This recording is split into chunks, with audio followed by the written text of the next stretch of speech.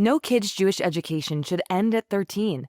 Adjerba offers Ontario high school credits infused with Jewish learning online for teens across the province.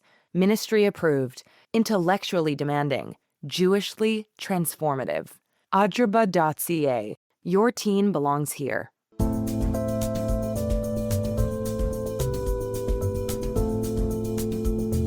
The Prime Minister and I, including all the Cabinet and I suspect all MPs, know exactly what's going on and how divided we've become. The Prime Minister is concerned about the next steps.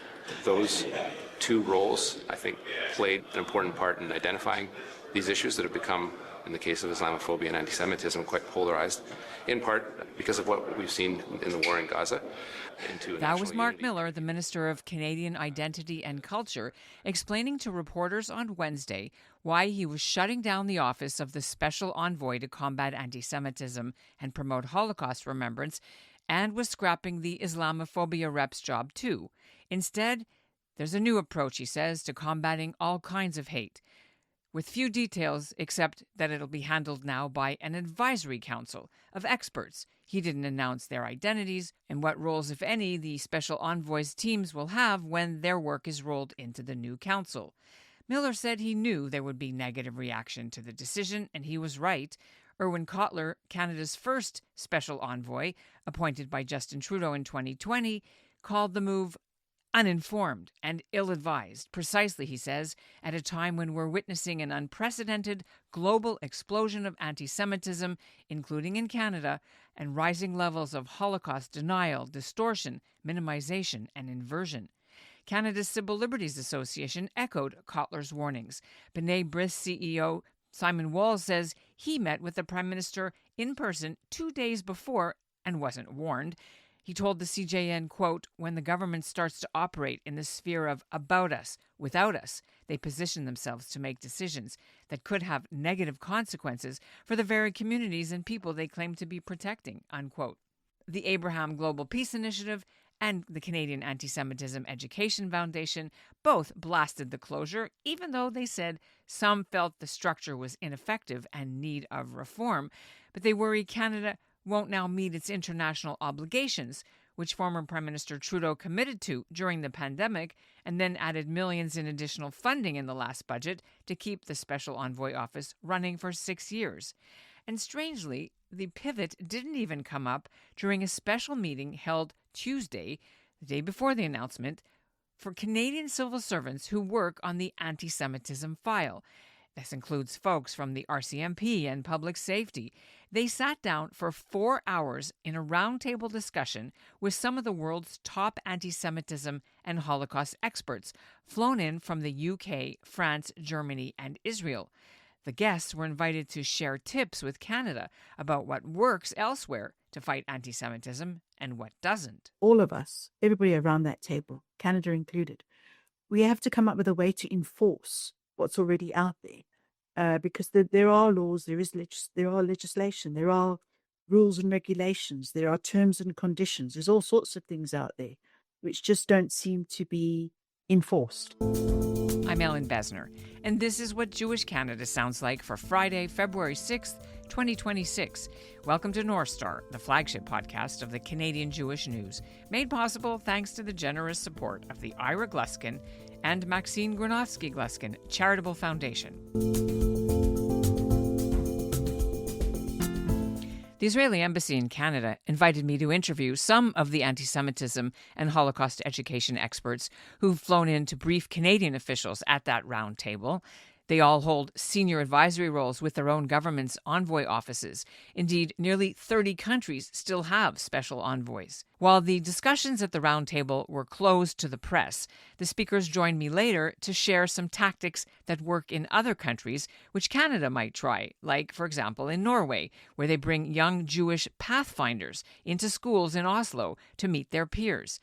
However, one expert was critical of the kind of bubble legislation now on the books in some cities here, since she says it still permits protests to be held way too close to Jewish buildings. That was Sally Seeley's opinion. She runs the UK's Envoy Office for post-Holocaust issues. She also chairs the foundation that's building the new Holocaust Memorial and Education Centre near the British Parliament in London. She joined me along with Carl Jonker. He's the director at the Center for the Study of Contemporary European Jewry based at Tel Aviv University, which also publishes a widely respected annual Global Antisemitism report. Thank you for having us. So you're in Ottawa. You were invited by the Israeli Foreign Ministry to come here as they felt there was, quote, grave importance to discuss combating anti-Semitism around the world. Can you tell us why you thought this was an important meeting to attend? The reason I came, obviously, we've recognized across the world and particularly in the UK, the rise in anti-Semitism. I think most of the countries around the table today have all experienced a spike since October 7th. And this was a really good opportunity to share our common experience, but also to get some ideas of what works, and how we can actually work together. And I think from the conversations, we realized that many of us are facing the same problems. If anything, it was an excellent conversation that it's not really so much about creating new laws. It's more about we've got enough laws on the books. It's about enforcement. So I think that's pretty much my first big takeaway. Second big takeaway is the importance of working with communities and basically ensuring that Jewish community is seen, that people understand what it is to be a Jewish person in Ottawa, in Canada, more broadly, in the UK. People, the Jewish community is small, so you have to create opportunities for people to meet Jewish people or to at least learn about Jewish culture and experience. And to share examples of those and to be part of that conversation here with obviously different representatives from the Canadian government and others in the room and organizations, but to have that conversation and to kind of take a global look at these issues and to really send a message that the Canadian Jewish community isn't alone in facing some of these challenges. These challenges face Jewish communities in the UK, in Germany, in Norway, in Italy, and other countries too. Missing was someone from Australia, but I want to bring that up because just last week, I'm sure you've seen it, the Diaspora Ministry of Israel put out that study about anti-Semitism in the world.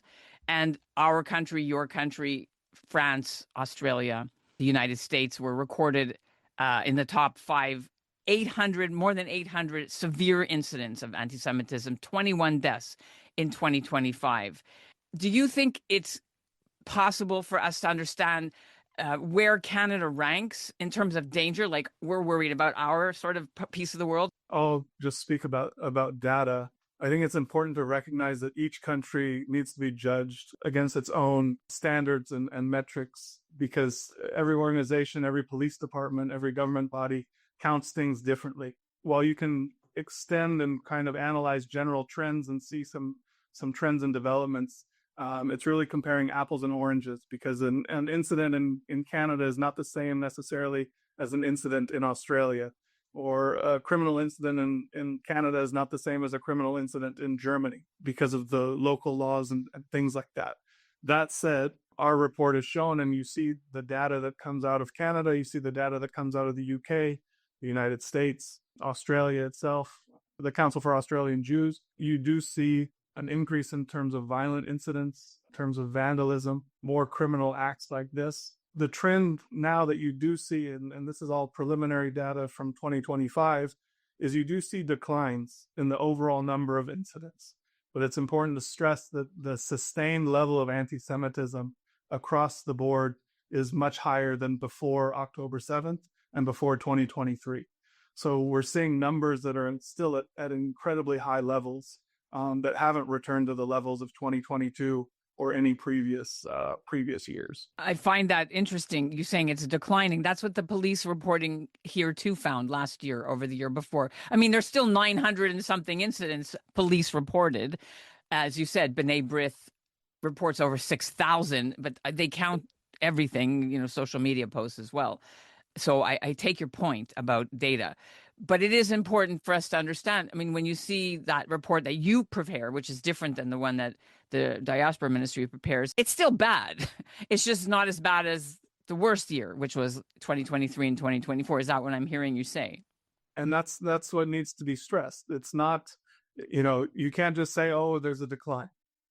and leave it at that. Yes, it might have gone down from the peak, which the peak really happened right in the first 2 months after October 7th. From October 7th, October, November of 2023, we saw a huge wave. And then that wave declined, but it declined to a sustained level of anti-Semitism that we had never seen before that recorded. And it's maintained that kind of level. So even though, again, you're seeing these declines, which is a good thing, obviously, there's less of something, but it's still more than previously, and it should still be a cause of concern. And I think we need to dig deeper into the types of incidents. What happened in Sydney in December, the nature of things in Canada with fire bombings of synagogues, shootings of schools. These are violent incidents that previously you weren't seeing in Canada or elsewhere. When it came to physical assaults or violent physical assaults, you didn't see numbers like this before. I suppose the other thing I would add is that even with the sort of what can be identified as sort of low-level incidents of, verbal abuse, etc., it's the toll that actually has on communities. It sort of, undermines your sense of security, or undermines your sense of feeling safe. So it sort of builds into an atmosphere where people just don't feel comfortable, going about their Jewish way of life. They just feel unsettled because there's just a general atmosphere of, out there of these sort of like low-level incidents. So even, obviously there's been an increase in the more serious instances, and we've had terrible attacks and murders. And it's Manchester, of course, in England, we have to remember our condolences, of course. But, it's that constant level of verbal abuse, social media posts that also has its toll on the Jewish community and makes the Jewish community feel particularly vulnerable, I think. And I suppose that goes to these marches as well that go on. These marches that are in most of our capitals and in London specifically. I mean, the one piece of good news is that at least there's been some suggestion that the police are now going to act and prevent these sort of rolling marches every week on week in London, which prevents Jewish community coming into central London because they feel intimidated. So at least there's going to be some increased powers in that direction. So I suppose that's a positive, but I suppose the proof is in the pudding at the end of the day. Well, we have that situation here, which I'm sure you heard about in Canada, with weekly and frequent marches and protests, and there's bubble legislation. Do you think bubble legislation, anti-harassment, anti-intimidation, that's part of the new law Canada's putting in? Did you talk about that, and are you in favor of those kinds of things if you're saying it's working in the UK? Well, we heard about it here, but what was interesting is that people said that you created the bubble around the synagogue or the place where people were meeting, but people then just stood a little bit further on and carried on screaming and shouting and doing their thing. So I don't really see that as quite the way that the legislation should work. I mean, in the UK, so we've previously, for example, when we had many years ago, we had English Defence League marches, and there what the police did is they said, okay, you can have your demonstration, but it's going to be in a car park several miles out of town. You can be there from 4 o'clock or 2 o'clock till 4 o'clock, and then you have to go straight home, And I think that's the better approach, that actually you agree, if you are going to agree to these kinds of create bubbles or allow demonstrations, they should be sort of out of sight, out of mind, I think, particularly if they are going to be intimidating. And I think, we have done that before, and I don't see why we can't do that with some of the sort of pro-Palestinian demonstrations that we've had on the streets of London, Manchester, and various other places.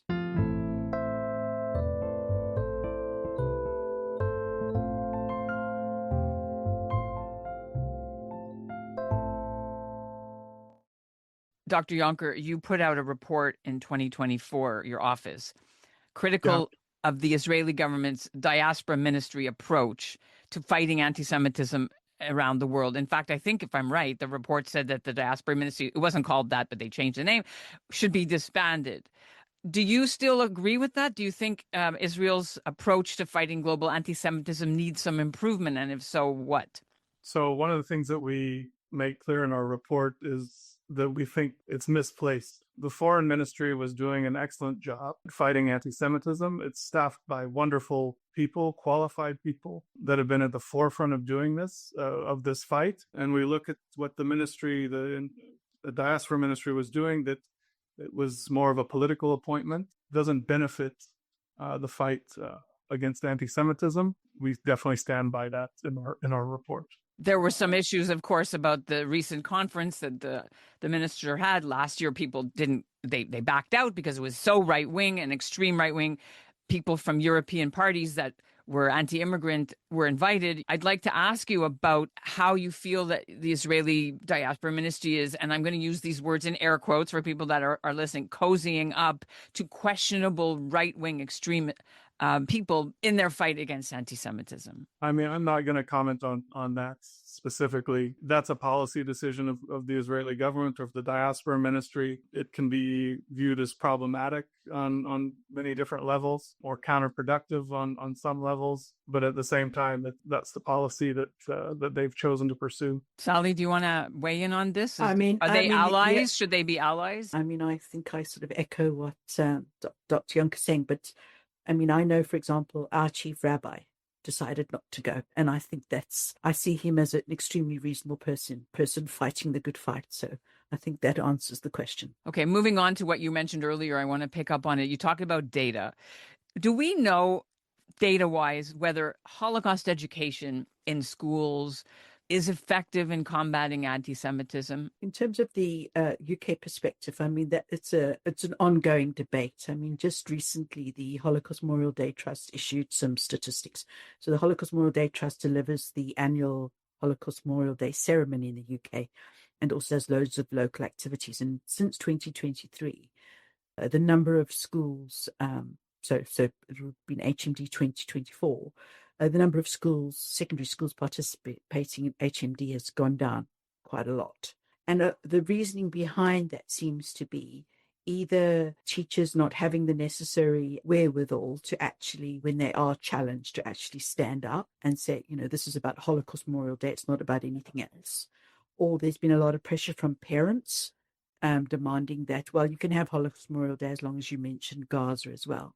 And so this has been a bit of a concern. I think there is obviously Holocaust education is important, but I do think you need to have a separate curriculum education around anti-Semitism, because the anti-Semitism, although obviously anti-Semitism morphs and changes over time, I think the anti-Semitism that was present during the Holocaust is different from contemporary anti-Semitism that we are experiencing now. So I think certainly anti-Semitism is mentioned in the Holocaust education, but I actually think to be more successful and more challenging, you actually have to have it as a separate item on the curriculum. Carl, what do you think is the data showing in your research? We haven't actually looked data-wise on the effectiveness of Holocaust education. Based on my reading and conversations with people in different countries, I think there are issues with Holocaust education and its effectiveness. But I think with anything with data, or with any program that's implemented, is that you have to have measurables.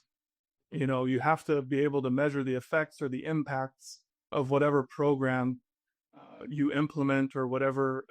There was an issue in the United States, I remember recently, I think it would have appeared in Tablet, was an analysis of the Anti-Defamation League's anti-racism initiatives in schools, which was a very harsh report and harsh assessment of kind of the impact of the ADL's program. But at the end of the day, what was important is that it's measured, and you have to be able to measure in order to understand what's not working, what is working, and what changes to make. And I think this carries over not just to Holocaust education, but also in terms of data on anti-Semitic incidents. It's very important, and you see this in the European Union amongst certain countries, to try to standardize the methodology and to create a unified network for monitoring and reporting anti-Semitism, so that you can actually have comparable data, that you can compare the data from Italy, Germany, Austria, Poland, or wherever. Because once you have that comparable, then you can start measuring, and you can actually start trying to look at ways to to solve the problem. And this also gets into data transparency. It's very important for police services and governments, security services, whoever collects this data, to release it to the public and to be open about it and not hide it. Just in my own work right now, the Toronto police have a hate crimes dashboard that hasn't been updated since the end of 2024. Why is it that Toronto PD can't do that, but the New York Police Department can? Why can the New York Police Department do it, but now it seems the LAPD can't do it? I'm actually surprised because we get report, and I'm not defending them. I'm just saying that at their Toronto Police monthly or bi-monthly police services meetings, they definitely release hate crime statistics. It's not that they don't have it. The LAPD clearly tracks this as well. But is it accessible to the public? Is it accessible for people who are interested in looking at this, whether it's private organizations, other government bodies, to look at these things? Again, like I can go online right now and find out, police reports from the London Metropolitan Police or the Greater Manchester Police. And I say this, and it's not just a Jewish issue. If it's a hate crimes dashboard, you're not getting updates on anti-LGBTQ or anti-Hindu or any other sort of hate crimes. It's important for the communities. Statistics Canada does have a hate crimes, police reported hate crimes, but they do publish it regularly on their website. I want to ask you if there's anything that Canada is doing that is an example other countries should be modeling to combat anti-Semitism and preserve Holocaust memory. I was pretty impressed today by there's a lot of initiatives out there. I mean, I suppose it goes back to my earlier point that there were lots of discussions about good pieces of legislation that are out there. And I suppose this is common amongst everybody, but they're just not enforced. So all of us, everybody around that table, Canada included, we have to come up with a way to enforce what's already out there. Because there are laws, there are legislation, there are rules and regulations, there are terms and conditions. There's all sorts of things out there which just don't seem to be enforced. Yeah, I think that it's very important, the enforcement aspect. I think we see that there are a lot of initiatives, there are a lot of existing laws, there are existing frameworks, but it needs to be enforced, it needs to be implemented in different capacities. You have the infrastructure with the Special Envoy, but that seems to have been stalled out now with the lack of an appointment of a replacement of Deborah Lyons. We see, across the board in other countries too, like the work of a special envoy is important. Israel too, they don't have one, and after Michal Kotler-Wunsch stepped down, they don't have one. So. But it's an important role. It's an important role that needs to be played and served. Did you hear if they're moving on this? I can ask. Maybe you're not allowed to say, but we're all waiting to hear any news. The movement was not discussed. Can you give me top 3 examples of things that you suggested, either of you? So a couple of things that I suggested was the importance of small community initiatives, which actually build trust and understanding within communities. And I suppose the sort of big thing to say is that it needs to be sustained, that, we have all these wonderful initiatives. People love innovation. And then, once it starts working, people say, oh, well, now we have to go on to the next innovative idea. But actually, there's a lot of these small projects which bring people together, which build understanding, which makes the difference. Because at the end of the day, it doesn't matter how much money we throw at security, how high you build the fences, how many guards you have outside. It didn't prevent what happened in Manchester. It's about people, and it's about building those relationships. And I suppose the second thing that I would mention is the global guidelines that the previous US envoy, Deborah Lipstadt, worked on. And what's really interesting about the global guidelines, I took them and I basically did a little bit of a self-assessment to see where, how we were doing. And, we're not the UK, various parts we are doing okay, but there's always room for improvement. And I think my message would be that for everybody that signed up to the global guidelines, either they should do a self-assessment or they could maybe ask another country that's done one of these, who signed up to the guidelines, to do an assessment of what that country's done. So maybe that's something that might be something that would be quite interesting going forward to see if anybody takes it up. Did you have a top 3 things, Carl, that they should try? All of these initiatives are wonderful, but one thing that needs to be ensured is that they're financed, and that they're financed and funded so they're sustainable. If you want to promote an education initiative in schools in K-12 or even at universities, then you need to provide, the funding needs to be provided to sustain those programs. So I think that's one thing is in terms of funding and making sure that all of these initiatives are funded appropriately so that they can have a chance to succeed. And obviously, if they're judged to not being successful or effective, then you make those changes as necessary. I think two other points are to stress the education level, especially amongst children and youths. So K to 12. K to 12, yeah. There's an example of Norway and the Norwegian Jewish community kind of going into schools and to meet your Jewish neighbor. Because, the Jewish community is so small in Norway that a lot of Norwegians don't even know that a community exists or, That Sweden tried that Yeah. too. Meet a Jew. Yeah. But Norway also was looking at the metrics too. They had when we wrote about it in some previous reports of judging kind of the effectiveness of those things. But oftentimes, people are more afraid of what they don't know or never exposed to. If you've never met anyone from a different community, children especially, will fill their heads with anything that's told to them. So that's an important aspect, I think, in terms of education. The third thing and the last thing that I'll say is training, providing appropriate training to law enforcement, prosecutors, not only to just identify what anti-Semitism is, but to how to investigate, help them do their jobs, which are very difficult. We see the gap in terms of arrests and hate crimes prosecutions, and not just in Canada, but also in the United States and elsewhere. So what can be done to help police better identify, better, conduct investigations, better do their jobs to bring justice to perpetrators of hate crimes. What Sally brought up was really interesting to me. You said these encounters, these understandings, these community initiatives. Do you mean like interfaith?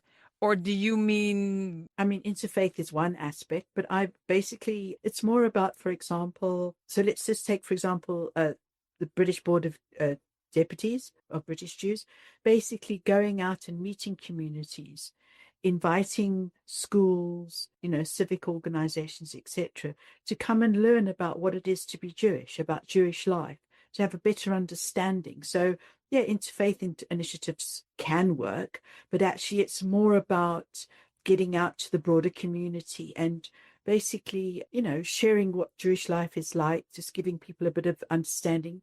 And I suppose the other thing I would say is that the Board of Deputies has initiated, with government support, to actually have a Jewish History Month. Just as we have Black History Month, we're now going to have a Jewish History Month. Wait, you don't have one?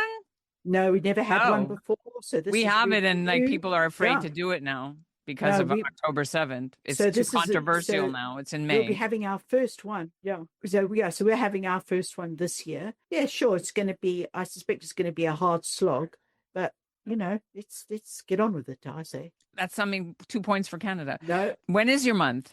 May, June, yeah. Also May. Okay, so one last thing again. I'm sorry, we should have talked about it earlier, but you talked about these terrorist attacks, or also the vandalism, the swastikas, what have you, defacing. In Canada, some of the defacing and the attacks are by non-Middle Eastern immigrants, non-radicalized youth, but the progressive side, the left-wing side, or the right-wing side, the neo-Nazi anti-immigrant side. So they're coming from both sides. And I'm wondering if you heard or you could share where you think most of the anti-Semitism is coming from in your country, and then what you heard here in Canada. So in the United Kingdom, I think it's coming from left, right, and centre. Previously it was always most of the anti-Semitism was perceived to be coming from the right, so sort of a Nazi slant on things. But nowadays it's not. It's more coming from the left, and it's related currently to the conflict. So I think more than half of the incidents that we've seen in the UK refer in some instance to either Israel, Palestine, the war, or something like that. So there is a shift. One of the most fascinating things that I find in the United Kingdom is that the sort of people that are out on protests, and it doesn't cease to amaze me that you've got women my age in their 60s wearing their watermelon earrings and their watermelon bags, And that for me is, I've never seen that before. I mean, it's almost like harking back to, I don't know, some kind of idealist movement that they were all involved in the 70s or something like that. And they basically see this as a cause. And I've never, in all the other protests that I've never seen women of that age being engaged in this particular conflict. And where do they come from? Well, I suspect they're from on the left of politics, or possibly, Greens and people like that. Mm-hmm. That's what's happening here, too. The people who deface Indigo are professors at York University, and, the NDP, the New Democrat leaders are anti-Israel in their campaign platform motto, I should say, versus the ISIS supporting sympathizers that we see as well, who were just recently arrested for stalking the Jewish community and trying to kidnap women, send money to ISIS. So I want to say thank you both for being with us on the Canadian Jewish News. There's lots more to talk about in the future, but thank you for sharing your experiences with us. Thank you. Thank you. Thank you. So. Well, the Islamophobia representative, Almira El Gawabi, told the Toronto Star the government informed her Tuesday night that her job was being cut the next day. The CJN's confirmed that the 7 remaining staff members still working in the office of the former Special Envoy for Antisemitism, Deborah Lyons, found out about their jobs being cut on Wednesday, just a half an hour before the press release was issued. Ambassador Lyons resigned early last summer, citing her exhaustion and disappointment with the silence she'd encountered from much of corporate Canada in response to the spike of anti-Semitism that erupted here after October 7th. Her position remained unfilled for 7 months until it was erased permanently.